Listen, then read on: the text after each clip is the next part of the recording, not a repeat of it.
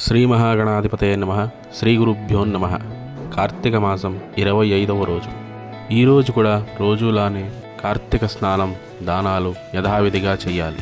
ఈరోజు ఉసిరి చెట్టు లేదా జమ్మి చెట్టు లేదా కడిమి చెట్టుకి ప్రదక్షిణలు చేసి అక్కడే దీపం వెలిగిస్తే మంచిది. ఈ ప్రదక్షిణలు సూర్యాస్తమయంలోపు చేస్తే మంచిది. ఏలినాటి శని దోషాలు పోతాయి. ఈరోజు దీపదానం వల్ల దృష్టి దోషాలు పోతాయి. ఈరోజు కథ అంబరీషోపాఖ్యానం 2వ భాగం.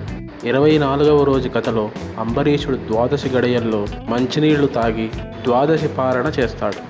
అలా ఏకాదశి వ్రతం ముగిస్తాడు. 25వ రోజు కథ. ఇంతలో దుర్వాసుడు అక్కడికి వస్తాడు.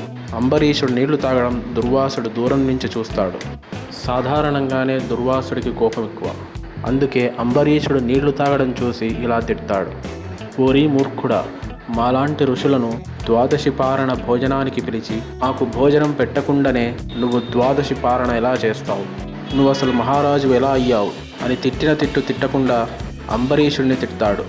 అక్కడితో ఆగక ఇలా శపిస్తాడు. నువ్వు చాపవైపోదువుగాక, తాబేలు వైపోదువుగాక, పంది వైపోదువుగాక అని ఇలా శపిస్తూ వెళ్ళాడు.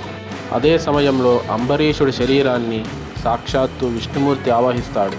దుర్వాసుడి శాపాలన్నీ శ్రీ మహావిష్ణువు స్వీకరిస్తాడు. దాని ప్రభావమే శ్రీ మహావిష్ణువు మత్స్యకూర్మాది దశావతారాలెత్తుతాడు. దుర్వాసుడు అక్కడితో ఆగలేదు. తల మీద నుంచి ఒక వెంట్రుక తీసి దాని ద్వారా కృత్య అని ఒక రాక్షసుడిని సృష్టిస్తాడు. ఆ రాక్షసుడు ఏమిటి కర్తవ్యం మహర్షి అని అడుగుతాడు. వెంటనే దుర్వాసుడు ఈ అంబరీషుడిని చంపేయని చెప్తాడు. అప్పుడు ఆ రాక్షసుడు అంబరీషుడిని చంపడానికి వెళ్తాడు. ఇంతలో అంబరీషుడు పూజామందిరంలో ఉన్న సుదర్శన చక్రం లేస్తుంది. ఆ చక్రం వచ్చి వెంటనే రాక్షసుడిని సంహరిస్తుంది. అక్కడితో ఆగక ఆ చక్రం దుర్వాసుడి వెంటపడుతుంది. అప్పుడు దుర్వాసుడు భయంతో ఇంద్రుడి దగ్గరికి, యముడి దగ్గరికి, ఇలా అష్టదిక్పాలకులందరి దగ్గరికి వెళ్తాడు. ఎవరూ ఏం చేయలేమంటారు. తర్వాత బ్రహ్మ దగ్గరికి వెళ్తాడు. బ్రహ్మ కూడా విష్ణు చక్రాన్ని నేనేం చేయలేను అంటాడు. తర్వాత శివుడి దగ్గరికి వెళ్తాడు. శివుడు విష్ణువు దగ్గరికి వెళ్ళమని చెప్తాడు. అప్పుడు వెంటనే దుర్వాసుడు విష్ణువు దగ్గరికి వెళ్తాడు. విష్ణువు దగ్గరికి వెళ్ళి వేడుకుంటాడు. నీ చక్రం నన్ను సంహరించడానికి నా వెంటపడుతోంది, నన్ను రక్షించు అని. అప్పుడు విష్ణువు ఇలా చెప్తాడు. ఇప్పటికైనా అర్థమైందా నువ్వు చేసిన తప్పేంటో? అన్నం పెడతా అన్న అంబరీషుడిని శపించావు.